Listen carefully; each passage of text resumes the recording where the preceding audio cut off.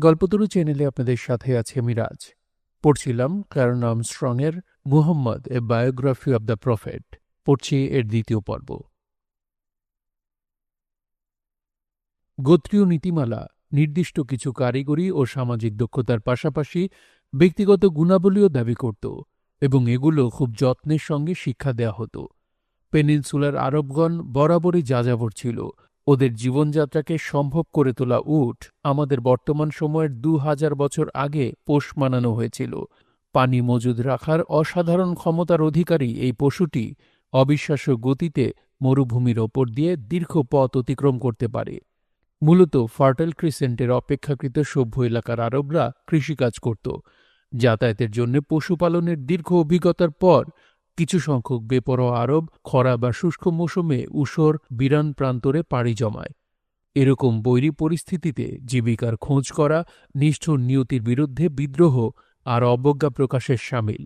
হয়তো এরকম অসম্ভব অবস্থাতেও আরবদের টিকে থাকার ক্ষমতার বহিঃপ্রকাশ ক্রমে তার মরু অঞ্চলের আরও গভীরে এগিয়ে গেছে, সভ্যতার কেন্দ্রবিন্দুগুলোর সঙ্গে নিজেদের একটা দূরত্ব গড়ে তুলেছে। গ্রীষ্মকালে গোত্রগুলো যার যার কুয়োর পাশে উট চড়াত, আর শীতকালে ঘুরে বেড়াত মরু প্রান্তরে। তরতাজা উদ্ভিদে ঢাকা থাকত এই প্রান্তর। বৃষ্টির পর পোষা জানোয়ারের জন্যে তার স্বর্গে পরিণত হতো। উটের দুধ আর শিকারীদের শিকার করা পশুর মাংস খেয়ে বেঁচে থাকত ওরা। কিন্তু যাযাবরদের পক্ষে একাকী বেঁচে থাকা সম্ভব ছিল না। প্রয়োজন ছিল কৃষিজীবীদের সহায়তার, যারা ওদের সামান্য খাবারের পরিপূরক গম আর খেজুর সরবরাহ করত। যাযাবররা ক্রমে ফার্টাইল ক্রিসেন্ট ও আরবীয় পেনিনসুলার মরু এলাকায় প্রবেশ করার ফলে অগ্রগামী কৃষিজীবীরাও তাদের পেছন পেছন এগিয়ে এসে মরুদ্যানসমূহ সুফলা করে তোলে। পালাক্রমে কৃষিজীবীরাও যাযাবরদের চলিষ্ণুতার ওপর বেশ নির্ভরশীল হয়ে পড়ে, কারণ ওরা দূর দূরান্ত থেকে রসদপত্র এবং পণ্য সামগ্রী এনে ওদের কাছে পৌঁছে দিত। দক্ষ যোদ্ধা হওয়ায় যাযাবররা উৎপাদিত পণ্যের একটা নির্দিষ্ট অংশের বিনিময়ে বসতি গড়ে তোলা আরবদের নিরাপত্তার ব্যবস্থা করত। মরুপ্রান্তরের জীবন ছিল খুবই অনিশ্চিত। যাযাবররা মোটামুটি সারাক্ষণ ক্ষুধার্ত থাকত, অপুষ্টিতে ভুগত। জীবনধারণের প্রয়োজনীয় উপকরণের জন্যে পরস্পরের সঙ্গে তীব্র প্রতিযোগিতায় লিপ্ত থাকত ওরা। টিকে থাকার একমাত্র উপায় ছিল সংঘবদ্ধভাবে বাস করা। কারো পক্ষেই একাকী বেঁচে থাকা সম্ভব ছিল না। পরবর্তীকালে যাযাবররা রক্তের সম্পর্ক আর আত্মীয়তার ভিত্তিতে নিজেদের মধ্যে স্বায়ত্তশাসিত বিভিন্ন দল গড়ে তোলে। এক প্রকৃত অথবা কিংবদন্তির সাধারণ পূর্বপুরুষের সূত্রে একতাবদ্ধ হয় ওরা এবং নিজেদের পরিচয় দিতে শুরু করে, উদাহরণস্বরূপ বনি কাল্ব বা বনি আসাদ হিসেবে। কাল্ব বা আসাদের সন্তান। এই দলগুলো এরপর আরও বৃহৎ ও আরও শিথিলভাবে অন্য দলসমূহের সঙ্গে সম্পর্ক স্থাপন করে। পশ্চিমে ছোট দলকে আমরা সাধারণত ক্ল্যান বলি, আর বড় দলকে বলি ট্রাইব। আরবরা অবশ্য এই দুটো শব্দের মাঝে কোনো পার্থক্য করে না। ছোট বড় উভয় দলের ক্ষেত্রেই কওম বা জনগণ শব্দটি ব্যবহার করে থাকে। গোত্রগুলো যাতে আকারে খুব বড় হয়ে নিয়ন্ত্রণের বাইরে যেতে না পারে, সেজন্য দলগুলো ক্রমাগত পুনর্গঠিত হতো। কৃত্রিম এবং এর সম্পর্কিত মিত্রদের মধ্যে তীব্র ও পরম আনুগত্য গড়ে তোলা খুবই জরুরি ছিল। একমাত্র গোত্রের পক্ষেই এর সদস্যদের নিরাপত্তা নিশ্চিত করা সম্ভব ছিল, কিন্তু আমাদের পরিচিত ব্যক্তি স্বাতন্ত্র্যবাদের কোনো অবকাশ ওখানে ছিল না। ছিল না এর সঙ্গে জড়িত অধিকার ও কর্তব্যের বিষয়টিও। সবকিছু পরিচালিত হতো গোত্রের স্বার্থে। এই গোত্রীয় চেতনা গড়ে তোলার জন্য আরবরা মরুওয়াহ নামে এক মতবাদ জন্ম দিয়েছিল। পশ্চিমা পণ্ডিতগণ যার অনুবাদ করেছেন পৌরষ হিসাবে, তবে এর প্রকৃত অর্থ আরও বেশি জটিল এবং ব্যাপক। মুরুবাহ মানে যুদ্ধক্ষেত্রে সাহস, ধৈর্য আর কষ্ট সহ্য করার ক্ষমতা এবং গোত্রের প্রতি কোনো অন্যায় আচরণের প্রতিশোধ নেওয়ার কর্তব্যবোধ। দুর্বল সদস্যদের রক্ষা করা আর শক্তিমানদের প্রতিরোধ করা। প্রত্যেক গোত্র যার যার নিজস্ব ধরনের মুরুবাহ নিয়ে গর্ববোধ করত। এদের মনে করা হতো উত্তরাধিকার সূত্রে প্রাপ্ত গুণ। দলের মুরুবাহ টিকিয়ে রাখার স্বার্থে প্রত্যেক সদস্যকে তার সতীর্থকে রক্ষার জন্যে তৈরি থাকতে হতো। গোত্রপ্রধানের নির্দেশ পালন করতে হতো বিনা প্রশ্নে। গোত্রের বাইরে দায়িত্ব থাকত না। আরবদের বিকাশের এই পর্যায়ে বিশ্বজনীন প্রাকৃতিক আইন সম্পর্কিত কোনো ধারণার অস্তিত্ব ছিল না। মুরুবাহ ধর্মের অনেকগুলো বৈশিষ্ট্য ধারণ করত। এটা আরবদের এই আদর্শ আর দর্শন দিয়েছিল ওদের বিপদসংকুল অস্তিত্বের একটা অর্থ খুঁজে পেতে সক্ষম করে তুলেছিল। এটা ধর্মই ছিল, তবে তা একেবারেই পার্থিব। গোত্র ছিল এর পবিত্র বিষয়। পরলোক সম্পর্কে কোনো ধারণা আরবদের ছিল না। কোনো ব্যক্তির আলাদা বা চিরকালীন গন্তব্য ছিল না। গোত্রের মাঝেই কেউ অমরত্ব লাভ করতে পারত, আর তার চেতনার অবিচ্ছেদ্যতায়। গোত্রকে টিকিয়ে রাখার লক্ষ্যে প্রত্যেককে মুরুবার বিকাশ ঘটাতে হতো। এভাবে একটি গোত্র নিজেকে নিয়ে ব্যস্ত থাকত। গোত্রপ্রধান দলের দুর্বল সদস্যদের হেফাজত করবেন এবং সম্পদ ও রসদ সমানভাবে বন্টন করবেন, এটাই প্রত্যাশা করা হতো। উপহার প্রদান ছিল একটা প্রয়োজনীয় গুণ। গোত্রের সদস্য এবং অন্যান্য গোত্রের বন্ধুভাবাপন্নদের উদার হস্তে আপ্যায়নের মধ্য দিয়ে গোত্রপ্রধান তার ক্ষমতা ও আত্মবিশ্বাস, গোত্রের ক্ষমতাও, প্রদর্শন করতে পারতেন। আরবদের মাঝে উদারতা আর আতিথেয়তা আজও বড় গুণ হিসেবে স্বীকৃত। নিঃসন্দেহে এর মাঝে একটা প্রায়োগিক দিক ছিল। আজকের ধনী কোনো গোত্র আগামীকাল দুর্দশায় পড়তে পারে। এখন তুমি যদি দানের ক্ষেত্রে কুণ্ঠিত হয়ে থাকো, তখন প্রয়োজনের সময় কে আসবে সাহায্য করতে? তবে উপহার আদান প্রদানের সংস্কৃতি গড়ে ওঠার ফলে ভবিষ্যতের কথা ভেবে উদ্বিগ্ন না হয়ে আরবরা অস্তিত্ব টিকিয়ে রাখার কঠিন সংগ্রামের ঊর্ধ্বে উঠতে পেরেছিল।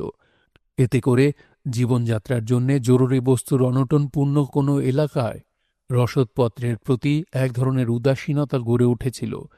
এই দৃষ্টিভঙ্গি মুরাবার গভীর অদৃষ্টবাদিতা, দাহর, সময় বা নিয়তি এরও শিক্ষা দিয়েছিল, যা জীবনের এক পরম সত্যি এবং তাকে মর্যাদার সঙ্গে গ্রহণ করতে হতো।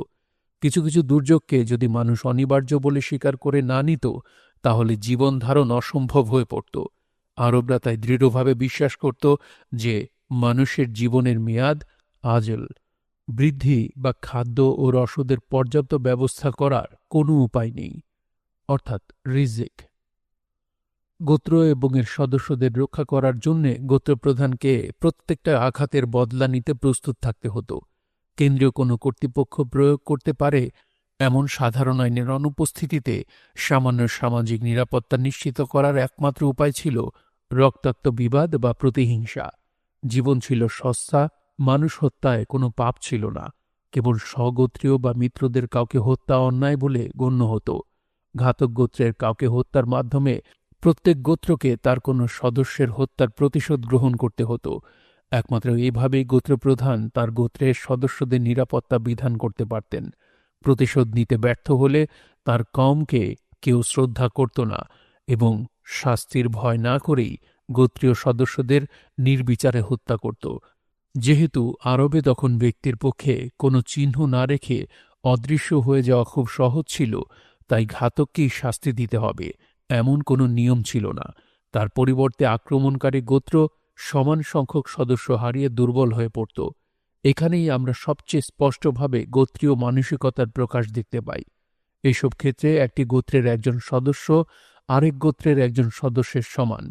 এ ধরনের সামাজিক সংগঠন বহুদিন আগে পেছনে ফেলে আসায় প্রতিশোধের এই নীতি আমাদের চোখে অগ্রহণযোগ্য ঠেকে, কিন্তু আধুনিক পুলিশ বাহিনীর অনুপস্থিতিতে এটাই ছিল ন্যূনতম নিয়ম ও শান্তিরক্ষার একমাত্র উপায়। এ ব্যবস্থা মোটামুটি শক্তির ভারসাম্যও বজায় রাখত, কেননা আক্রমণকারী গোত্রের একজন সদস্য হারানোর ফলে তা তুলনামূলকভাবে দুর্বল হয়ে পড়ত। এর ফলে একটি আক্রমণকারী গোত্র যেমন অপর কোনো গোত্রের উপর প্রাধান্য বিস্তার করতে পারত না, তেমনি ব্যবস্থাটি আরবদের ঐক্যবদ্ধ হবার পক্ষে অন্তরায় হয়ে দাঁড়িয়েছিল। অপর্যাপ্ত সম্পদ একীভূত করার পরিবর্তে আরবরা যেন সহিংসতার একটা চক্রে আটকা পড়ে গিয়েছিল, যেখানে একটা প্রতিশোধ নতুন প্রতিশোধের জন্ম দিত, যদি কোনো গোত্রের চোখে গৃহীত প্রতিশোধ অবিচার বলে ঠেকত। শক্তির ভারসাম্য বজায় রাখার যুগোপযোগী আরেকটা পদ্ধতি ছিল ঘাজু বা আক্রমণ, যা পুরোদস্তুর পেশা এবং জাতীয় ক্রীড়ার মতো ছিল। দুসময়ে এক গোত্রের সদস্যরা শত্রুদের কোনো এলাকায় হামলা চালাত উট, গবাদি পশু এবং অন্যান্য রসদ লাভের আশায়। সম্ভাব্য ক্ষেত্রে রক্তপাত এড়ানোর চেষ্টা চালানো হতো, কারণ তা না হলে প্রতিশোধ স্পৃহা জন্ম নিত। আত্মীয় স্বজন বা সহযোগীদের ছাড়া অন্য কারো জিনিস ছিনিয়ে নেওয়াটা অনৈতিক ছিল না। ঘাজু উল্লেখযোগ্য সম্পদের আগমন নিশ্চিত করত এবং কঠিন উপায়ে সংগৃহীত খাদ্য ও রসদপত্র একই সঙ্গে প্রতিযোগিতায় অংশগ্রহণকারী গোত্রসমূহের মাঝে ভাগাভাগি করা হতো। সন্দেহাতীতভাবে নিষ্ঠুর হলেও মুরাবার অনেক শক্তি ছিল এবং তারই কিছু কিছু পরে ইসলামের গুরুত্বপূর্ণ মূল্যবোধে পরিণত হয়েছে। সামাজিক সংগঠনের আর কোনো পদ্ধতি জানা না থাকায় মুহাম্মদ সাল্লাল্লাহু আলাইহি ওয়াসাল্লাম মুসলিম সমাজকে গোত্রীয় ভাবধারায় সংগঠিত করেছিলেন। মুসলিমদের মাঝে গড়ে ওঠা ইসলামী ব্যক্তি স্বাতন্ত্র্যবাদ সত্ত্বেও গোত্র ভ্রাতৃত্বের আদর্শ কঠোরভাবে বজায় ছিল। গোত্রীয় ব্যবস্থার সুবিধাভোগী উচ্চবিত্তের কোনো স্থান না থাকায় মুসলিম দর্শনে সাম্যবাদও জরুরি ছিল। আভিজাত্য বা উত্তরাধিকার সূত্রে পাওয়া ক্ষমতার কোনো অবকাশ ছিল না। গোত্রপ্রধান তার ছেলের হাতে দায়িত্ব বুঝিয়ে দিতেন না, কারণ এই কাজের জন্যে গোত্রের যোগ্যতম লোকের প্রয়োজন ছিল। অভিভাবকত্ব বা সুবিধা নির্বিশেষে গভীর ও শক্তিশালী এই সমতার ধারণা ইসলামী চেতনার বৈশিষ্ট্যে পরিণত হয়েছিল, আর তা এ ধর্মীয়, রাজনৈতিক, এমনকি শিল্পকলা ও সাহিত্যের মূল সুরে পরিণত হয়। তবে তা বুনো মূল্যবোধ হিসেবে রয়ে গিয়েছিল। একমাত্র শক্তিমানরাই টিকে থাকবে, যার মানে দুর্বলদের নিশ্চিহ্ন করে দেওয়া হয়েছিল, তাদের দুঃখজনকভাবে শোষণ করা যেত। শিশু হত্যা ছিল জনসংখ্যা নিয়ন্ত্রণের স্বাভাবিক উপায়। কন্যা শিশুদের বাঁচার হার ছেলে শিশুদের তুলনায় বেশি ছিল, এবং যেহেতু কোনো গোত্রের পক্ষেই একটা নির্দিষ্ট সংখ্যার বেশি নারী সদস্যের ভরণ পোষণ সম্ভব ছিল না, তাই কোনো রকম অনুশোচনা ছাড়াই কন্যা শিশুদের হত্যা করা হতো। আসলে কৃতদাসদের মতো নারীদের কোনো রকম আইনগত বা মানবাধিকার ছিল না, কেবল তুচ্ছ সম্পদ হিসেবে তারা বিবেচিত হতো। তাদের সঙ্গে নিষ্ঠুর আচরণ করা হতো। তারা সামগ্রিক অবস্থার উন্নতির আশাই করতে পারত না। পুরুষরা ইচ্ছামাফিক অসংখ্য বিয়ে করতে পারত। যেহেতু বংশগতি নারীদের মাধ্যমে চিন্তা করা হতো, তাই সরকারিভাবে নারীরা সম্পত্তির উত্তরাধিকারী হতো, কিন্তু তাতে করে তারা কোনো রকম ক্ষমতা বা প্রতিপত্তির অধিকারী হতে পারত না। অনেক সময় কেবল তাদের উত্তরাধিকার সূত্রে প্রাপ্ত সম্পত্তি হাতিয়ে নেয়ার জন্যে পুরুষরা নারীদের বিয়ে করত। এখানে বিস্ময়ের কিছু নেই যে প্রচলিত অর্থে ধর্ম নিয়ে চিন্তা করার যথেষ্ট সময় আরবদের ছিল না।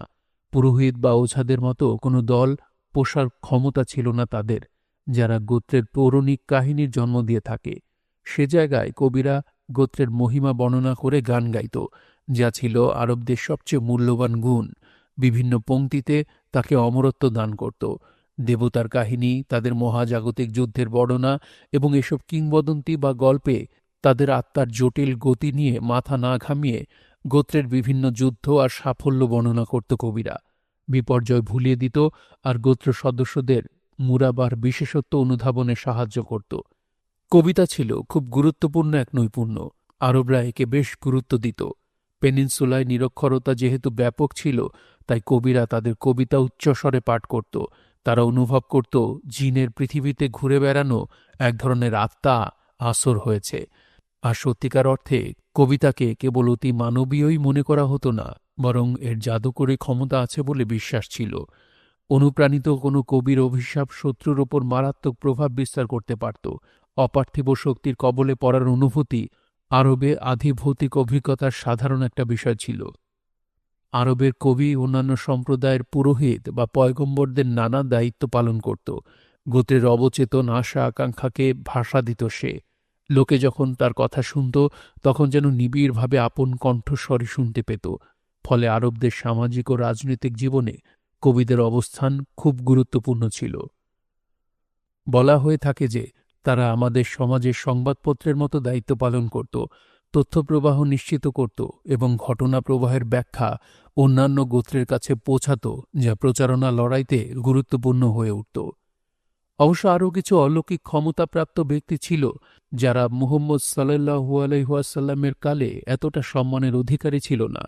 কাহিন বা ভবঘুরে দরবেশরা ছিল বাইবেলের আদি পুস্তকসমূহে উল্লেখিত চারণ বা ভবিষ্যৎ বক্তাদের মতো।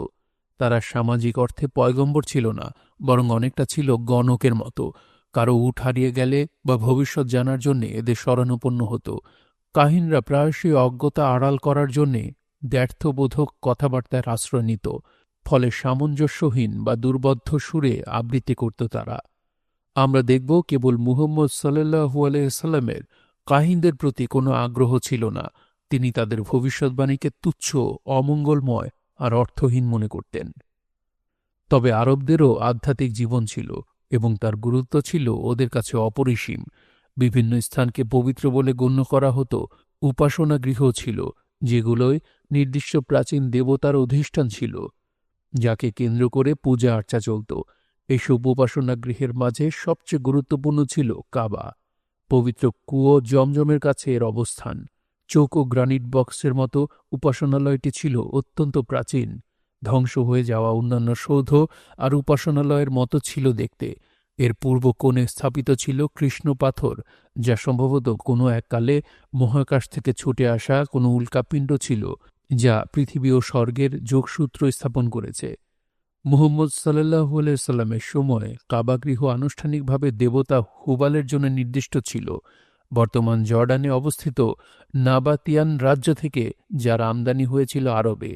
কিন্তু উপাসনালয়ের বিশেষত্ব আর মক্কার প্রচলিত বিশ্বাস অনুযায়ী ধারণা করা হতো যে উপাসনালয়টি হয়তোবা প্রকৃতপক্ষে আল্লাহর, আরবদের পরম ঈশ্বর নামে নিবেদিত ছিল। কাবার চারপাশে একটা বৃত্তাকার এলাকা রয়েছে, যেখানে তীর্থযাত্রীরা তাওয়াফ করার উদ্দেশ্যে সমবেত হতো। তাওয়াফ ছিল সূর্যের দিকে মুখ করে উপাসনালয়টিকে 7 বার প্রদক্ষিণ করার একটি আচার। উপাসনালয়ের চারপাশে আরও 360টি মূর্তি বা দেবী প্রতিমা ছিল। এগুলো হয়তো নির্দিষ্ট মাসে এখানে উপাসনার উদ্দেশ্যে আগত বিভিন্ন গোত্রের টোটেম ছিল। মক্কার চারপাশের ভূমি কাবাকে কেন্দ্র করে 20 মাইল ব্যাসার্ধের এলাকা ছিল পবিত্র স্যাংচুয়ারি, যেখানে সব ধরনের সহিংসতা ও সংঘাত ছিল নিষিদ্ধ। অপেক্ষাকৃত ধর্মনিরপেক্ষ সমাজ বেড়ে ওঠা কারো কাছে একে অদ্ভুত মনে হতে পারে, কিন্তু কাবার মতো উপাসনা গৃহ এবং এর সঙ্গে সম্পর্কিত আচার আরবদের গুরুত্বপূর্ণ আধ্যাত্মিক ও মনস্তাত্ত্বিক প্রয়োজন মেটাতো। হয়তো আমরা দেখব মুহাম্মদ সাল্লাল্লাহু আলাইহি ওয়াসাল্লাম সারা জীবন কাবার প্রতি রহস্যময় আকর্ষণ বোধ করেছেন, আর প্রদক্ষিণের আনুষ্ঠানিকতা বহিরাগতের চোখে যা খেয়ালি আর ক্লান্তিকর মনে হতে পারে, মক্কাবাসীদের কাছে ছিল অপরিসীম গুরুত্বপূর্ণ। এটা ক্ষোভ আর নিরাসক্ততার সঙ্গে পালন করে চলা একঘেয়ে কোনো দায়িত্ব ছিল না মোটেই। এতে তারা আনন্দ খুঁজে পেত এবং একে দৈনন্দিন জীবনের অংশে পরিণত করেছিল।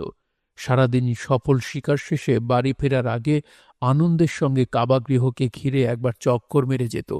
হয়তো বন্ধুবান্ধব নিয়ে নিকটস্থ বাজারে মদ পান করতে রওনা দিয়েও আবার তার বদলে সন্ধ্যাটি প্রদক্ষিণের পেছনে ব্যয় করত, যখন দেখত তাদের পানের সঙ্গীরা আসেনি। এই আনুষ্ঠানিকতার কি এমন আকর্ষণ ছিল? লোকে কি অর্জন করছে বলে ভাবত? মনে হয় যে উপাসনা গৃহটি সেমিটিক বিশ্বে সাধারণ ছিল। বৃত্ত, 4 কোণ, পৃথিবীর 4 কোণের প্রতীক, আর চারপাশের 360 প্রতীক সম্ভবত প্রাচীন সুমারিয়ান ধর্ম থেকে এসেছিল। সুমারিয়ান বছর 360 দিনে গণনা করা হতো, আর বাড়তি 5টি ছুটির দিন, যা বহিস্থ সময় হিসেবে ব্যয়িত হতো স্বর্গমত্তকে সম্পর্কিতকারী বিশেষ অনুষ্ঠানাদি পালনের ভেতর দিয়ে। আরবীয় মতে এই 5টি বিশেষ দিন সম্ভবত হজ অনুষ্ঠানের মাধ্যমে উপস্থাপিত হতো। বছরে একবার এই অনুষ্ঠানটি পালিত হতো এবং পেনিনসুলার বিভিন্ন জায়গা থেকে আগত আরবরা এতে অংশ নিত। কাবায় শুরু হওয়ার পর হজ মক্কার বাইরের বিভিন্ন উপাসনালয়ে ছড়িয়ে পড়ত। এইসব উপাসনালয় অন্যান্য দেবতার উদ্দেশ্যে নিবেদিত ছিল। আদিতে শরৎকালে হজ অনুষ্ঠিত হতো। এটা মনে করা হয় যে বিভিন্ন অনুষ্ঠানের মাধ্যমে মুমূর্ষু সূর্যকে শীতের বৃষ্টি বয়ে আনতে রাজি করানোর প্রয়াস চালানো হতো। এর মাধ্যমে তীর্থযাত্রীরা একযোগে মাজদালিফার গহ্বরে বজ্রদেবতার আবাস হাজির হয়ে আরাফাত পর্বতের মক্কা থেকে 16 মাইল দূরে পাহাড়টির অবস্থান চারপাশে রাত জেগে পর্যবেক্ষণ চালাত। মিনার 3টি পবিত্র স্তম্ভের উদ্দেশ্যে পাথর ছুঁড়ত এবং সবশেষে পশু কোরবানি দিত। আজ কেউ বুঝতে পারবে না এইসব আনুষ্ঠানিকতার তাৎপর্য কি। মুহাম্মদ সাল্লাল্লাহু আলাইহি সাল্লামের সময় আসতে আসতে আরবরাও হয়তো এসবের তাৎপর্য ভুলে গিয়েছিল, কিন্তু তারা প্রবলভাবে কাবা ও আরবদের অন্যান্য মন্দিরের প্রতি আকৃষ্ট ছিল।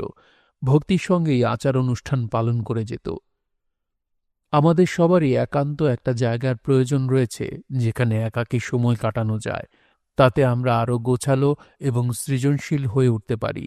আরবে যেখানে গোটা জীবনই ছিল তীব্র সংগ্রামের মতো, সেখানে উপাসনালয়ের নিশ্চয়ই প্রবল প্রয়োজন ছিল। আরবরা এখানে শিথিল পরিস্থিতিতে মিলিত হতে পারত। জনতা এখানে অবস্থানের সময়টুকু গোত্রীয় প্রতিশোধের রীতির হ্রদ অবস্থায় থাকবে। কার্যক্ষেত্রে এখানে তারা পারস্পরিক বাণিজ্য সম্পাদন করতে পারত, শত্রুপক্ষের গোত্রের আক্রমণের আশঙ্কা থেকে মুক্ত অবস্থায়। এছাড়া মক্কার উপাসনালয়গুলো গুরুত্বপূর্ণ বাজার ছিল, যেখানে বাৎসরিক মেলা অনুষ্ঠিত হতো। তবে উপাসনা গৃহ এবং এর আচার অনুষ্ঠানাদি সম্ভবত অত্যাবশ্যকীয় আধ্যাত্মিক অবকাশও যোগাত। তাওয়াফ ছিল বিনোদনের মতো, আরবদের নিজেদের গুছিয়ে নিতে এবং তাদের জীবনের অনন্ত মাত্রার একটা প্রতীকী ইঙ্গিত খুঁজে পেতে সাহায্য করত। একটি কেন্দ্র থেকে বেরিয়ে আসা 4টি কোণের মাধ্যমে উপাসনা গৃহটি সম্ভবত পৃথিবীর প্রতীক ছিল। বৃত্তটা যেন প্রায় সব সংস্কৃতিতেই অন্তহীনতার প্রতীক হিসেবে পরিলক্ষিত, সেটা বিশ্ব ও মনন উভয়েরই আদর্শ রূপে। সময় এবং স্থান উভয় অর্থে এটা সামগ্রিকতাকে বোঝায়। একটা বৃত্তকে অনুসরণ বা প্রদক্ষিণ বহু সংস্কৃতিতেই সাধারণ ধর্মীয় আনুষ্ঠানিকতা বোঝায় যে তুমি ক্রমাগত যেখান থেকে শুরু করেছিলে সেখানেই ফিরে আসছ, আবিষ্কার করছ, শেষের মাধ্যমে আবার শুরু করছ তুমি। বৃত্তের কেন্দ্রে ঘূর্ণায়মান পৃথিবীর স্থির ক্ষুদ্র বিন্দুটি অনন্ত, পরম অবর্ণনীয় অর্থ। এর চারপাশে ঘুরতে ঘুরতে তীর্থযাত্রী নিজেকে পুনরুজ্জীবিত করে তুলতে শেখে, নিজের এবং পৃথিবীর কেন্দ্রের দেখা পায়। প্রদক্ষিণ ধ্যানের একটা পদ্ধতিতে পরিণত হয়েছে, অনেকটা দুলকি চালে সম্পাদিত হতো, যেন পেস জিমন্যাস্টিকের চেয়ে ভিন্ন কিছু নয়। এতে শারীরিক একাগ্রতার প্রয়োজন, যা কিনা একঘেয়ে হলেও মনকে উন্মুক্ত করতে সক্ষম করে তোলে। সব ধর্মের বেশিরভাগ পবিত্র স্থান পৃথিবীর কেন্দ্রস্থলে অবস্থিত বলে বিশ্বাস করা হয় এবং তা তাদের দেবতাদের নির্মিত প্রথম স্থান। তীর্থযাত্রীর কাছে এসব আদি সূচনার মহত্ব নিয়ে প্রতিষ্ঠিত এবং তার মাঝে কোনোভাবে শক্তির কেন্দ্রের দিকে অগ্রসর হওয়ার একটা অনুভূতি জাগে। অভ্যন্তরীণ প্রবণতা গড়ে তুলতে সহায়তা করতে আমাদের সবার জীবনেই আচার অনুষ্ঠানের প্রয়োজন আছে। উদাহরণস্বরূপ, সৌজন্যের আচার আমাদেরকে অন্যের প্রতি সম্মান প্রদর্শনের অভ্যাস গড়ে তুলতে সাহায্য করে। আমাদের অপেক্ষাকৃত অধিকতর সেকুলার সমাজে অনেকেই এখন এ ধরনের প্রতীকী কর্মকাণ্ডে অংশগ্রহণ করে না, তাই একে খেয়ালি আর পাগলামি মনে হয়। আমাদের জগতে শিল্পী সমাজ জীবনের ভিন্ন মাত্রা আবিষ্কার সাহায্য করার জন্য অর্থবহ প্রতীক সৃষ্টি করে থাকে। তাওয়াফ বা হজের মতো আচার অনুষ্ঠানের মধ্য দিয়ে আরবরা এক ধরনের শিল্প দক্ষতা অর্জন করছিল, যার ভেতর দিয়ে তারা এমন এক অর্থ বা তাৎপর্য আবিষ্কার করেছে যা সহজে ভাষায় প্রকাশযোগ্য নয়। ওরা হয়তো অপ্রকাশ্য, কিন্তু গভীর একটা স্তরে ওরা কি করছে তার প্রতীকী বৈশিষ্ট্যময় প্রকৃতি উপলব্ধি করতে পেরেছিল। মনের এই অবস্থা আমরা পশ্চিমের অনেকেই হারিয়ে ফেলেছি। প্রোটেস্ট্যান্ট সমাজে যারা বেড়ে উঠেছে তাদের পক্ষে এটা বুঝতে পারা বিশেষভাবে কষ্টকর, কারণ প্রোটেস্ট্যান্ট মতবাদের কোনো কোনো ধারা আচার অনুষ্ঠানকে গভীর, প্রায় কুসংস্কারাচ্ছন্ন সন্দেহ আর বৈরিতার চোখে দেখে। কাবা সবচেয়ে গুরুত্বপূর্ণ উপাসনা গৃহ ছিল, তবে অন্য উপাসনালয়ও ছিল। প্রদক্ষিণ এবং ইসলাম পূর্ব হজে আরাফাত পর্বতে পালিত দাঁড়ানো অবস্থায় উপাসনা করার পদ্ধতি পেনিনসুলার সর্বত্র গোত্রীয় অত্যাবশ্যকীয় উপাদান ছিল। তেমনি ছিল আশ্রয় গ্রহণের অধিকারসহ আলাদা করে নেয়া জমিখণ্ড, হিমাও। অন্য কোনো উপাসনা গৃহই টিকে থাকেনি, তবে ইয়েমেনের নাজরান এবং মক্কার দক্ষিণে আল আবালাতে কাবার মতো উপাসনালয়ের অস্তিত্বের কথা আমরা জানি। তবে আমাদের উপাখ্যানের জন্যে গুরুত্বপূর্ণ 3টি উপাসনালয় ছিল মক্কার খুব কাছে, যেগুলো আল্লাহর 3 কন্যার জন্য নিবেদিত ছিল। বানাত আল্লাহ। প্রাচীর ঘেরা তায়েফ নগরীতে ছিল আল লাতের মন্দির, যার নামের অর্থ স্রেফ দেবী। সাকিব গোত্র এর পূজা করত। দেবীকে তারা আল রাব্বাহ বা সার্বভৌম বলে সম্বোধন করতেও পছন্দ করত। নাখলায় ছিল আল উজ্জার মন্দির, 3 দেবতার মাঝে সবচেয়ে জনপ্রিয়, যার নামের অর্থ শক্তিমতী। এবং সাগর তীরবর্তী কুদাইতের মন্দির ছিল মানাত বা নিয়তি দেবীর। এসব দেবী গ্রেকো রোমান দেবদেবীদের মতো ছিল না। জুনো বা প্যালাস এথেনার মতো চরিত্র ছিল না এরা, যাদের নিজস্ব কাহিনী, কিংবদন্তি আর ব্যক্তিত্ব রয়েছে। তাদের প্রভাবের বিশেষ কোনো স্তরও ছিল না যুদ্ধ বা ভালোবাসার মতো। এইসব স্বর্গীয় চরিত্রের প্রতীকী গুরুত্ব বোঝানোর জন্যে আরবরা কোনো রকম কিংবদন্তি গড়ে তোলেনি। আর যদিও এদের ঈশ্বরের কন্যা বলে আখ্যায়িত করা হতো, কিন্তু তার মানে এই নয় যে তারা একটা উন্নত দেবকুলের অংশ ছিল। আরবরা প্রায়শই বিমূর্ত সম্পর্ক বোঝাতে আত্মীয়তাসূচক শব্দের ব্যবহার করে থাকে, যেমন উদাহরণস্বরূপ বানাত আল্লাহর, আক্ষরিক অর্থে কাল বা নিয়তির কন্যা, সোজাসুজি দুর্ভাগ্য বা ভাগ্যের উত্থান পতন বোঝায়। বানাত আল্লাহর মানে হয়তো কেবল স্বর্গীয় সত্তা হতে পারে। উপাসনা গৃহে মানবাকৃতি প্রতিমা বা চিত্র দ্বারা এদের উপস্থাপিত করার বদলে খাড়াভাবে রাখা পাথরের সাহায্যে উপস্থাপন করা হতো। বাইবেলে কানানবাসীদের যে ধরনের উর্বরতার প্রতীকের বর্ণনা দেয়া আছে সেরকম। আরবরা যখন এসব পাথরকে সম্মান জানাত, তখন কিন্তু সহজ অপরিণত উপায়ে উপাসনা করত না, বরং এগুলোকে তারা স্বর্গীয় অস্তিত্বের কেন্দ্র হিসেবে দেখত। এমনও মনে করা হয় যে এই তিন দেবী সেমিটিক উর্বরতার দেবী আনাত ও ইশতারের সঙ্গে সম্পর্কিত ছিল। সুতরাং আরবরা যাযাবর জীবন শুরু করার আগেই হয়তো তাদের উপাসনা শুরু হয়েছিল, যখন তারা সমতলে বাস করে কৃষিকাজে নিয়োজিত ছিল। আরবরা হয়তো আল্লাত, আল-উজ্জা এবং মানাতকে প্রতিমারূপে পূজা করত না, তবে আমরা দেখব তারা ওদের প্রতি খুবই আবেগপ্রবণ ছিল। এদের উপাসনা মন্দিরেই সীমাবদ্ধ ছিল। তাই গ্রিক বা রোমানরা যেমন বাড়িতে বাড়িতে তাদের দেবদেবীর পূজা করত, তেমনটি ওরা করত না। কিন্তু হিজাজের বেদুইনদের আধ্যাত্মিক দৃশ্যপটের অত্যাবশ্যকীয় অংশ ছিল এরা, যারা নাখলা, তায়েফ এবং কুদাইতকে পবিত্র স্থান এবং উপাসনার গৃহ হিসেবে মনে করত। আরবরা যেখানে নিজেদের অস্তিত্বের খোঁজ পেত। দেবতাদের প্রাচীনত্ব ওদের উপাসনা করার আরেকটা কারণ ছিল। আরবরা যখন বিভিন্ন মন্দিরে তাদের উপাসনা করত, তখন তারা পূর্বপুরুষদের সঙ্গে নৈকট্য অনুভব করত। তারাও এখানে বানাত আল্লাহর প্রতি সম্মান দেখিয়েছিল। এতে করে তারা এক ধরনের ধারাবাহিকতার পরশও লাভ করত। ওদের উপাসনালয়গুলো কাবার মতো গুরুত্ব না পেলেও আরবে তা পবিত্র স্থান বলে বিবেচিত হতো, এবং আরবের অপরাপর পবিত্র স্থানের মতো দৃশ্যপটে অধিকার দাবি করার বিমূর্ত উপায় ছিল আরবের রুক্ষ মরুপ্রান্তরকে, যা এক ধরনের আধ্যাত্মিক প্রাসঙ্গিকতা দান করত। অনেক আরবের মৌলিক পরিচয়ের ভিত্তিতে এগুলো নির্মাণ করা হয়েছিল, এবং এই প্রাচীন বিশ্বাসের প্রতি যে কোনো আঘাতের আশঙ্কাকে তারা নিজেদের প্রতি হুমকি বলে মনে করত। কিন্তু অন্য আরবরা প্রাচীন ধর্মের প্রতি অসন্তুষ্ট হয়ে উঠছিল, এবং জাহিলিয়ার শেষ দিকে যেন আরবে এক ধরনের আধ্যাত্মিক অস্থিরতা আর অসুস্থতা দেখা দিয়েছিল। গোত্র ব্যবস্থা ও প্রাচীন পৌত্তলিকতার শত শত বছর যাবৎ বেদুইনদের প্রয়োজন মিটিয়ে এলেও ষষ্ঠ শতকে জীবনযাত্রা বদলে গিয়েছিল। যদিও আরবীয় পেনিনসুলার অধিকাংশ এলাকা সভ্যতার মূলধারার বাইরে ছিল, তবু আরবরা এর কিছু কিছু ধারণা আর প্রেরণা সম্পর্কে সচেতন হয়ে উঠতে শুরু করেছিল।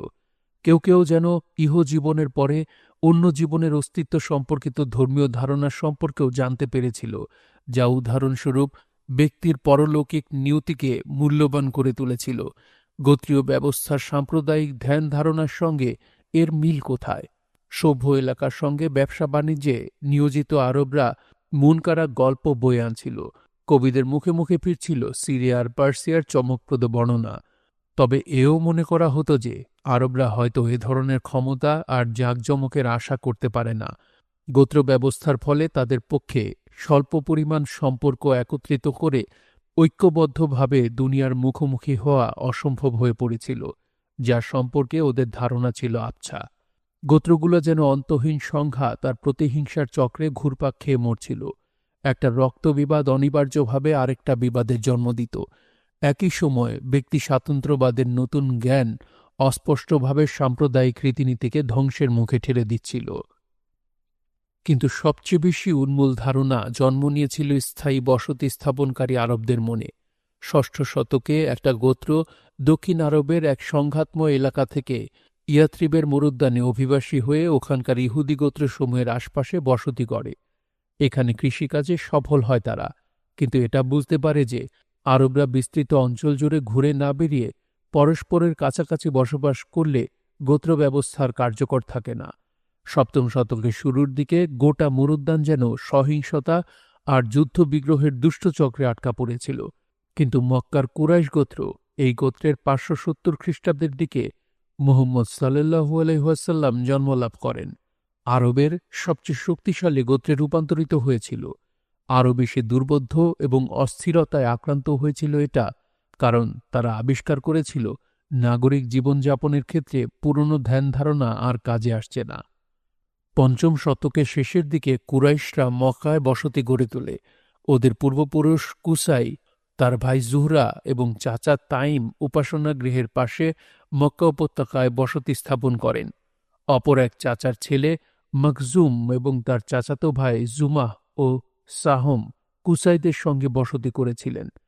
তারা এবং তাদের নামধারী পরিবার কুরাইশ অব দ্য হলো নামে পরিচিত লাভ করেছিল। কুসাইয়ের দুঃসম্পর্কের আত্মীয়রা আশেপাশের গ্রামাঞ্চলে বসতি করে এবং কুরাইশ অব দ্য আউটস্কার্টস নামে পরিচিত হয়। কথিত আছে যে কুসাই সিরিয়া ভ্রমণে গিয়েছিলেন এবং সেখান থেকে আল্লাত, আল উজ্জা আর মানাত এই ৩ দেবীকে হিজাজে নিয়ে আসেন, আর তিনিই নেবাতীয় দেবতা হুবালকে কাবায় স্থাপন করেন।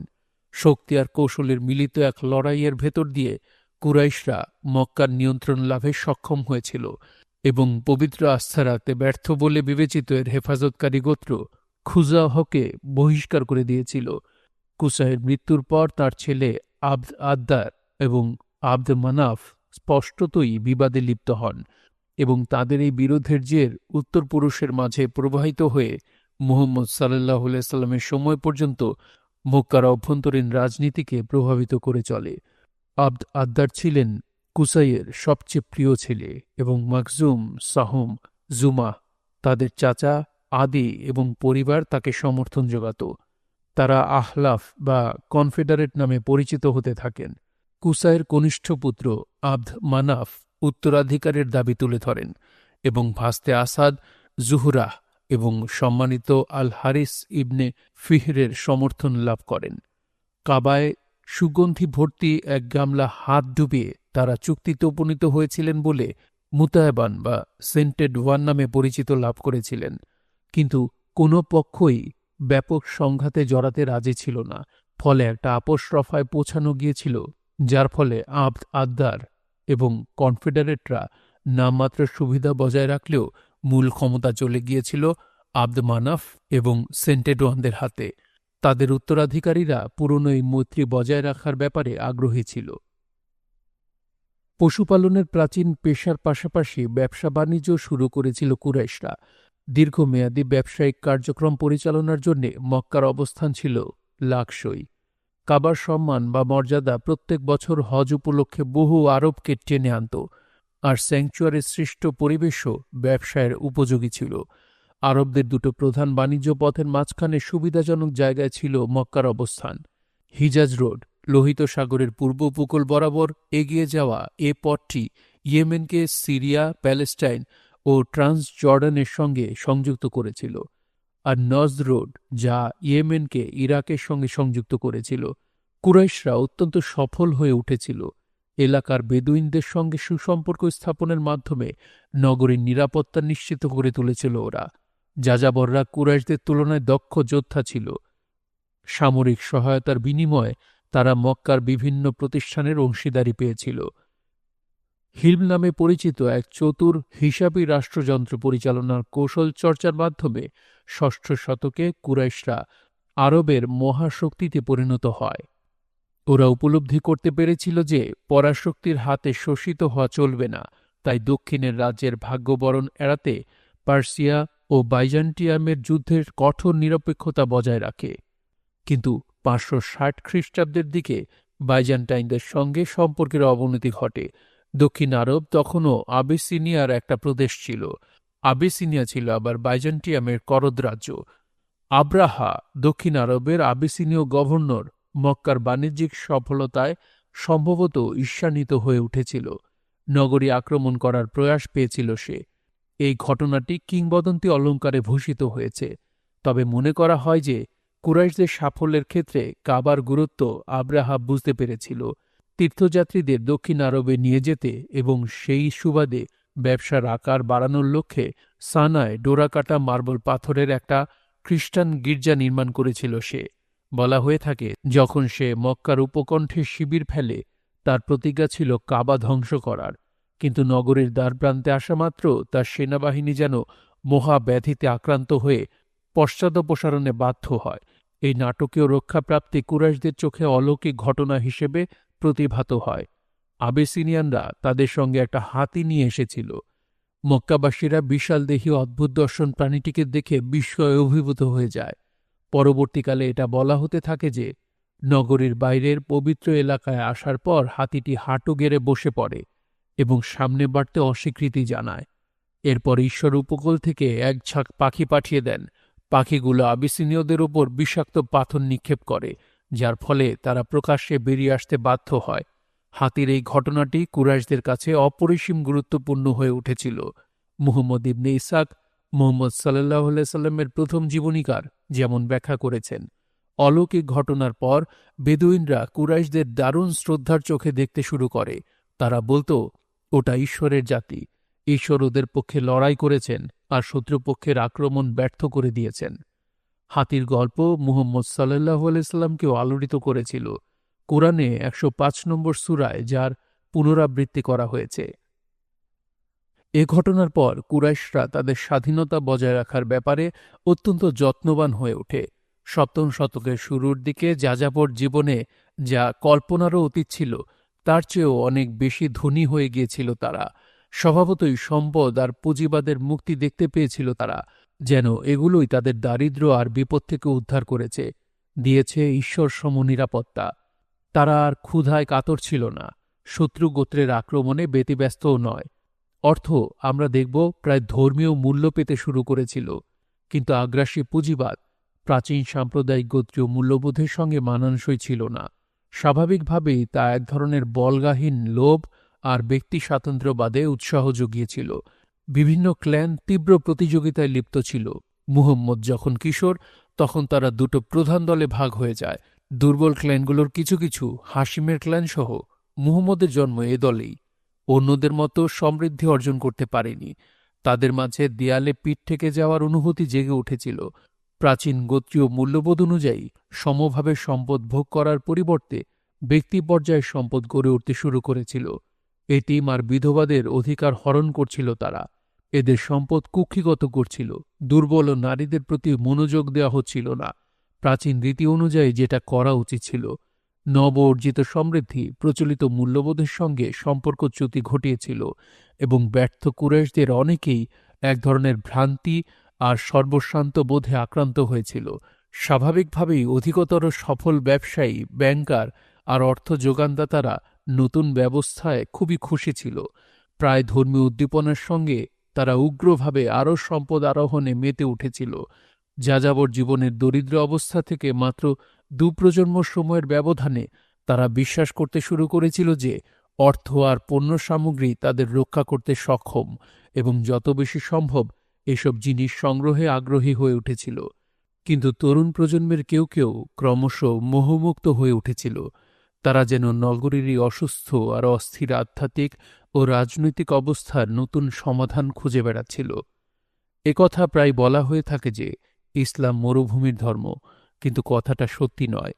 কোরআনের বাণীকে দুটো প্রাচীন গোত্রীয় নীতিমালা প্রভাবিত করেছিল, কিন্তু দুর্বৃত্ত পুঁজিবাদ আর বিপুল সমৃদ্ধির পরিবেশে মক্কার আরবরাই প্রথম নতুন ধর্মকে গ্রহণ করেছে। অন্য সকল মহান কনফেশনাল ধর্ম ও গ্রিসের দার্শনিক যুক্তিবাদের মতো ইসলামও নগরীরই সৃষ্টি। আমরা যারা নাজারেথের স্বর্গীয় জেসাসকে ধর্মীয় চেতনার প্রতীক বা সার কথা বলে ভেবে বড় হয়েছি, তাদের কাছে বিষয়টি বিসদৃশ্য মনে হতে পারে। একজন পয়গম্বর লন্ডন নগরীতে বা ওয়াল স্ট্রিটে বেড়ে উঠবেন, এটা আমরা ভাবতেই পারি না।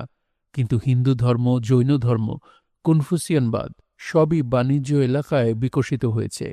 গ্রিক দার্শনিকেরা আগোরায় শিক্ষাদান করতেন, আর ইসরায়েলের মহান পয়গম্বররাও এমন এক সময় বিভিন্ন নগরে ধর্মপ্রচার করেন যখন ইসরায়েলিরা সবে যাযাবর জীবন পেছনে ফেলে আসতে শুরু করেছে।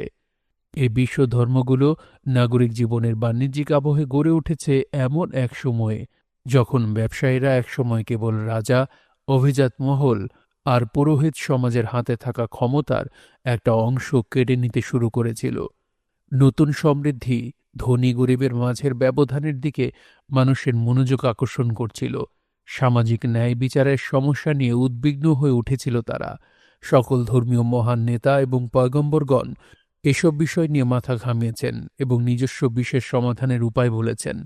৭ম শতকের শুরুর দিকে কুরাইশ এবং অন্যান্য কিছু আরব যখন যাযাবর জীবন পেছনে ফেলে স্থায়ী বসতি করার সামাজিক সমস্যাদি সম্পর্কে সচেতন হয়ে উঠছে, তখন ইসলামের পয়গম্বর আরবদের কাছে এক নতুন ধর্মীয় বাণী নিয়ে আসেন। মানুষ ইতিমধ্যে একটা একেশ্বরাবাদী ধর্ম খুঁজে ফিরতে শুরু করেছিল এবং কেউ কেউ ঈশ্বরের একত্ববাদ সংক্রান্ত মুহাম্মদ সাল্লাল্লাহু আলাইহি সাল্লামের বাণী শোনার জন্যে প্রস্তুত হয়েছিল। তিনি যখন মক্কায় ধর্মপ্রচার শুরু করেন, তখন সাধারণভাবে স্বীকার করা হতো যে কাবা হুবালের আশ্রয়স্থান হলেও আসলে তা পৌত্তলিক আরবদের সর্বোচ্চ দেবতা আল্লাহর উদ্দেশ্যে নিবেদিত। সপ্তম শতকের গোড়ার দিকে বহু সংখ্যক আরবের জীবনে আল্লাহ অতীতের চেয়ে অনেক বেশি গুরুত্বপূর্ণ হয়ে ওঠেন। অনেক আদিম ধর্মেই সর্বোচ্চ বা পরম ঈশ্বরের অস্তিত্বে বিশ্বাস গড়ে উঠেছিল, যাকে মাঝে মাঝে আকাশ দেবতা বলে ডাকা হতো। এই দেবতা স্বর্গ ও মত্ত সৃষ্টি করার পর যেন অবসরে গেছেন বলে বিশ্বাস করা হতো। দেখা যেত না বলে মানুষ এই অতিপ্রাকৃত অস্তিত্বে আগ্রহ হারিয়ে ফেলেছিল। তাঁর স্থান দখল করে নিয়েছিল আরও অনেক বেশি আকর্ষণীয় এবং বোধগম্য দেবদেবী। উর্বরতার দেবীরা, বিশেষ করে নারী পুরুষরা স্থায়ী বসতি গড়ে চাষাবাদ শুরু করার পরপরই তাদের জীবনে দ্রুত প্রভাব বিস্তার করেছিল। ইহুদি ধর্মগ্রন্থে আমরা এটা দেখতে পাই। প্রাচীন ইসরায়েলিরা বাআল, আনাত আর অস্টারদের উপাসনা শুরু করেছিল কানানে বসতি করার পরপর পরম ঈশ্বর ইহাওয়ের পাশাপাশি। এসব প্রাচীন দেবদেবীকে উপেক্ষা করা নির্বুদ্ধিতার শামিল বলে মনে করা হয়েছে, কারণ জমি সম্পর্কে ওদের জ্ঞান ছিল ঢের বেশি। কিন্তু বিপদ আপদের সময় তারা আবার ইহাওয়ের শরণাপন্ন হতো। যাযাবরকালে আরবীয় দেবীদের প্রাচীন উর্বরতা বৃদ্ধির কার্যক্রম সম্ভবত বিস্মৃতির অতলে হারিয়ে গিয়েছিল। ফলে পরমেশ্বর আল্লাহ অধিকতর গুরুত্বপূর্ণ হয়ে ওঠেন। পবিত্র কোরআন এটা স্পষ্ট করে দিচ্ছে যে কুরাইশরা বিশ্বাস করত আল্লাহ পৃথিবী ও আকাশসমূহ সৃষ্টি করেছেন। এই বিষয়টি নিশ্চিত বলে ধরে নেওয়া হয়েছে। যদি তুমি ওদেরকে জিজ্ঞাসা করো কে আকাশ ও পৃথিবী সৃষ্টি করেছে এবং চন্দ্র সূর্যকে নিয়ন্ত্রণ করে, ওরা অবশ্যই বলবে আল্লাহ। কিন্তু তারা অপরাপর দেবতার উপাসনা অব্যাহত রেখেছিল, ওদের কাছে যাদের গুরুত্ব অনেক গভীর ছিল। প্রাচীন ইসরায়েলিদের মতো আরবরা সহজ সময়ে আল্লাত, আল-উজ্জা এবং মানাতের উপাসনা করত, কিন্তু সংকটকালে সহজাতভাবেই আল্লাহ শরণাপন্ন হতো। বিপদে সাহায্য করার ক্ষমতা একমাত্র তাঁরই ছিল। কোরআনে দেখা যায় যে ওরা যখন সমুদ্র যাত্রা করত, আরবদের কাছে খুবই ঝুঁকিপূর্ণ ছিল এটা। তখন ঘন ঘন আল্লাহকে স্মরণ করত যতক্ষণ না বিপদ কেটে যাচ্ছে, কিন্তু নিরাপদে তীরে পৌঁছার পরই আবার অন্য দেবতাদের দিকে ঝুঁকে পড়ত। তবে কেউ কেউ যেন আরও অগ্রসর হওয়ার জন্য প্রস্তুত ছিল। সপ্তম শতকের শুরুর দিকে অধিকাংশ আরব বিশ্বাস করতে শুরু করেছিল যে তাদের পরম ঈশ্বর আল্লাহই খ্রিস্টান ও ইহুদিদের উপাস্য ঈশ্বর। খ্রিস্টান ধর্মে দীক্ষাকারীগণ আরবরাও তাদের ঈশ্বরকে আল্লাহ সম্বোধন করত এবং পৌত্তলিকদের পাশাপাশি তাঁর উপাসনালয়ে হজ পালন করত। কিন্তু আরবরা ক্রমবর্ধমান হারে আল্লাহ যে তাদের কোনো গ্রন্থ প্রেরণ করেননি সে ব্যাপারে সচেতন হয়ে উঠছিল। মুহাম্মদ সাল্লাল্লাহু আলাইহি সাল্লামের প্রথম দিকের জীবনীগুলোয় আমরা দেখতে পাই কিতাবধারী জনগণের প্রতি পৌত্তলিক আরবদের মাঝে প্রগাঢ় সম্মানবোধ ছিল, যাদের সঙ্গে ছিল ওদের জনগণের অনেক ফারাক। ওদের কেউ কেউ এমন এক সত্য ধর্মের অনুসন্ধানে মন স্থির করেছিল যা পরাশক্তি বা উপনিবেশিকতাবাদ আর বিদেশের নিয়ন্ত্রণের সঙ্গে সংযোগের ফলে কলুষিত হয়ে পড়েনি। পঞ্চম শতকের গোড়ার দিকে সোজোমেনাস নামের এক প্যালেস্টাইনি খ্রিস্টান ঐতিহাসিক আমাদের জানাচ্ছেন যে আরবদের কেউ কেউ আব্রাহামের ধর্মকে পুনরাবিষ্কার করে সেই আমলের মতো করে অনুশীলন শুরু করেছিল। স্পষ্ট করে বলতে গেলে আব্রাহাম খ্রিস্টান বা ইহুদি কোনোটিই ছিলেন না। মোজেসের আগে এসেছিলেন তিনি। ইসরায়েলবাসীদের জন্য তোরা নিয়ে এসেছিলেন মোজেস। মুহাম্মদ সাল্লাল্লাহু আলাইহি সাল্লাম যখন প্রত্যাদেশ পাচ্ছিলেন সেই সময়ের আরবে আমরা লক্ষ্য করব কিছু সংখ্যক আরব আব্রাহামের ধর্ম পালন করছিল।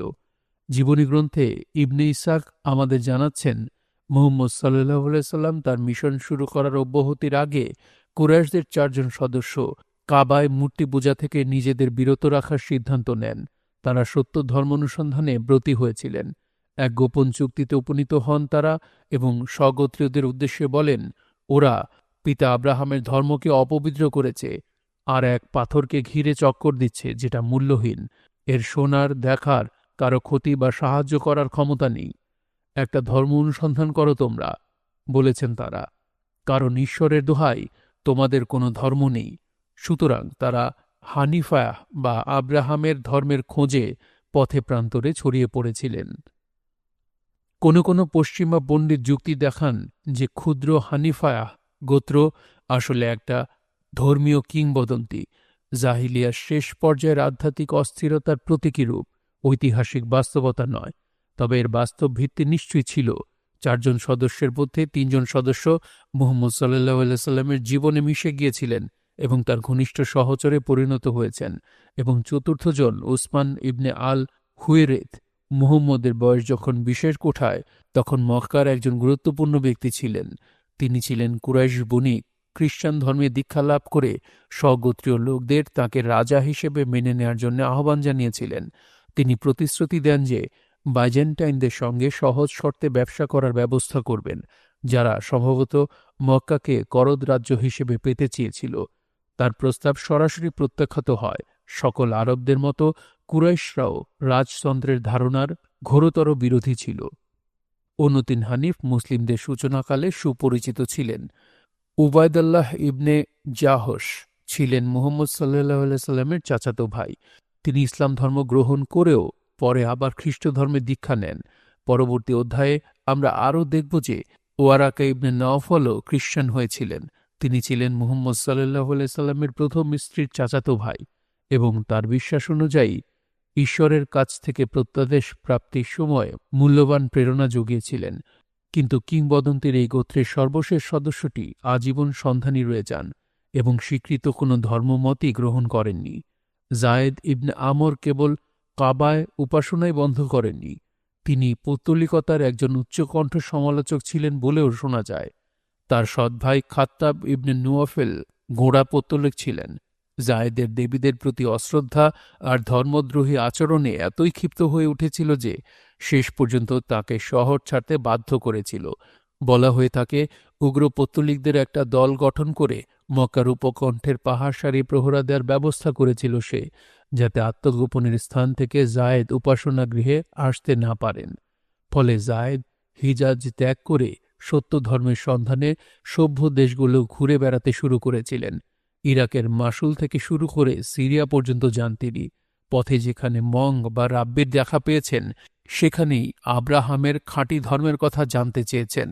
এভাবেই এক মঙ্কের সঙ্গে দেখা হয়ে যায় তার, যে তাকে জানায় যে মক্কায় এক পয়গম্বরের আবির্ভাব ঘটতে যাচ্ছে, যিনি তার কাঙ্ক্ষিত ধর্ম প্রচার করবেন। তো জায়েদ তখন আবার স্বদেশের পথ ধরেছিলেন, কিন্তু সিরিয়ার দক্ষিণ সীমান্তে আক্রান্ত হয়ে প্রাণ হারান। মুহাম্মদ সাল্লাল্লাহু আলাইহি সাল্লামের সঙ্গে আর যোগাযোগ ঘটেনি তার। অবশ্য তার ছেলে সাদ মুহাম্মদ সাল্লাল্লাহু আলাইহি সাল্লামের একজন বিশিষ্ট সহচরে পরিণত হয়েছিলেন।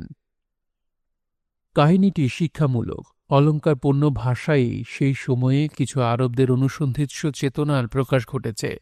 এখানে পৌত্তলিক ধর্মের বিরোধিতাকারী কী ধরনের শাস্তি পেতে পারে তাও দেখা যাচ্ছে। খাত্তাব ইবনে নুফাইলের মতো অনেক কুরাইশ ছিল যারা তাদের পিতৃপুরুষের ধর্মের প্রতি অনুগত ছিল। তারা প্রাচীন দেবদেবীর বিরুদ্ধে কোনো কথা শুনতে পারত না। তারা পরিবর্তনের কোনো প্রয়োজন আছে বলে মনে করত না।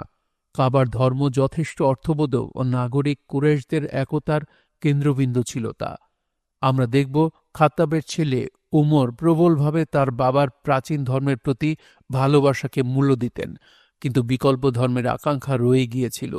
কথিত আছে যে মক্কানগরী ত্যাগে বাধ্য হওয়ার আগের দিন কাবার পাশে উপাসনা গৃহের দেয়ালে ঠেস দিয়ে দাঁড়িয়েছিলেন জায়েদ।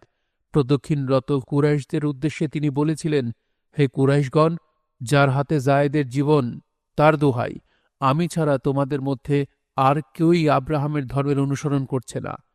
তারপর তিনি যোগ করেছিলেন, হে ঈশ্বর, যদি জানতাম কিভাবে উপাসনা তোমার পছন্দ, তাহলে সেভাবেই তোমার উপাসনা করতাম, কিন্তু আমি যে জানি না। অবশ্য অচিরেই আরবের প্রার্থনা সাড়া মিলেছিল। শুনছিলেন Muhammad, a biography of the prophet, লিখেছেন ক্যারন আর্মস্ট্রং। পড়ছিলাম এর দ্বিতীয় পর্ব। বইটি আপনাদের কাছে কেমন লাগছে অবশ্যই কমেন্ট করে জানাবেন, আর ভালো লাগলে একটি লাইক করবেন, চাইলে শেয়ার করতে পারেন। সবাই ভালো থাকবেন, সুস্থ থাকবেন এবং গল্পতরুর সঙ্গেই থাকবেন। ধন্যবাদ।